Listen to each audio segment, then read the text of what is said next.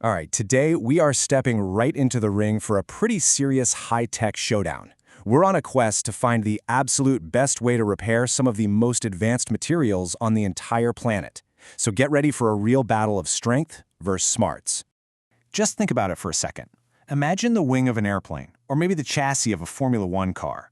Now, what if instead of just waiting for some tiny, invisible crack to spread, the material itself could actually send out a warning signal? A kind of distress call, way before any catastrophic failure could happen. Well, that's the incredible, potentially life-saving technology we're going to dive into today. So the materials we're talking about are called composites. And look, these are not your everyday plastics or metals. You should think of them more like high-tech fabrics woven from these super strong carbon and glass fibers that are then locked into a really tough epoxy resin. They are the secret sauce, the magic ingredient that makes modern jets so fuel efficient and lets high-performance cars be unbelievably fast and safe at the same time. But of course, there's a catch. There's always a catch, right? While these materials are incredibly strong, they can also be, well, deceptive. Damage can hide just beneath the surface, and a tiny invisible flaw can just grow and grow silently until the entire structure gives way. So fixing them isn't just about patching a hole. No, the repair has to be absolutely perfect. And that brings us to our main event today, the search for the ultimate repair method.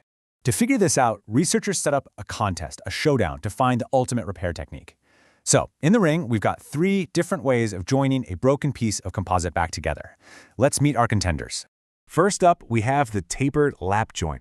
You can think of this one as a simple, really elegant slice.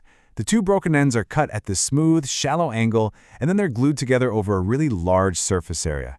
It's straightforward for sure, but is it strong? And maybe even more important, is it smart? Okay, our second contender is the stepped lap joint. This one's a bit more complex. So instead of that smooth ramp, it uses these interlocking steps, almost like a tiny staircase. And it's designed to create a real mechanical grip between the 2 pieces. It's more intricate, yeah, but does that actually make it any better? And our final challenger is the scarf joint. This technique is totally different. It involves cutting out the damaged area and then fitting a precisely matched plug right back into the hole, which is then bonded at an angle. It's the most structurally integrated of all 3. Now here is the secret weapon in this whole showdown. The glue, the adhesive holding these joints together, isn't just some off-the-shelf epoxy. Oh no. It's been infused with microscopic carbon nanotubes. These tiny little tubes create a conductive network all throughout the adhesive, basically turning it into a kind of electronic nervous system that can literally feel stress and strain. How cool is that? Okay, so with our 3 contenders all prepped and ready, it is time for the ultimate stress test. The scientists needed to measure 2 very, very different things. On the one hand, pure brute strength, and on the other, the ability to communicate, or you could say sense, incoming damage. And this slide right here shows us the testing ground. On the left, you've got the plan, the schematic. And on the right, you see the real deal setup. A powerful machine, an Instron, grabs each of these repaired samples and just relentlessly pulls it apart. At the exact same time, a set of highly sensitive electronics is basically listening in to the electrical whispers coming from that carbon nanotube network inside the glue. The scientific principle that makes all of this work is called piezo resistance. I know, it's a fancy term, but it's for a simple and pretty brilliant idea. As the material gets stretched and tiny little cracks start to form, the pathways for the electricity get broken up, and this causes a change in its electrical resistance. You can literally think of it as a measurable pain signal coming from the material itself. The louder that signal, the more damage the joint is detecting. So it all comes down to 2 key metrics. We've got tensile strength, that's the pure brawn of the repair, how much force can it take before it snaps. And then we have damage sensitivity. That's the brains of the operation. How good is it at screaming for help before it actually breaks? Brawn versus brains. So, the tests were run, the samples were broken, and all the data was collected. Now it's time to see who came out on top. Okay, so for round 1, the test of pure brawn, which one of our 3 repair methods could actually withstand the most force before completely snapping in 2? Any guesses? Wow, and it is not even close. The 45-degree scarf joint is the undisputed champion of strength. It held on until a massive 96.1 megapascals of stress was applied, and that is a huge amount of force. The tapered lap and the stepped lap joints, they don't even come close, failing at much, much lower forces. I mean, the researchers themselves were crystal clear about it. In their own words, the scarf joint simply outperformed the others in the strength department. So if all you care about is making the absolute strongest repair possible, the scarf joint is your winner. Case closed, right? Well, not so fast. Remember the brains of the operation, that damage sensitivity? See, having a repair that's super strong is great, but having one that can give you a really early warning is arguably even better for safety. So which joint was the most talkative? Okay, prepare yourself for this number. At its absolute peak, one of the tapered lap joints showed a staggering 240% change in its electrical resistance right before it failed.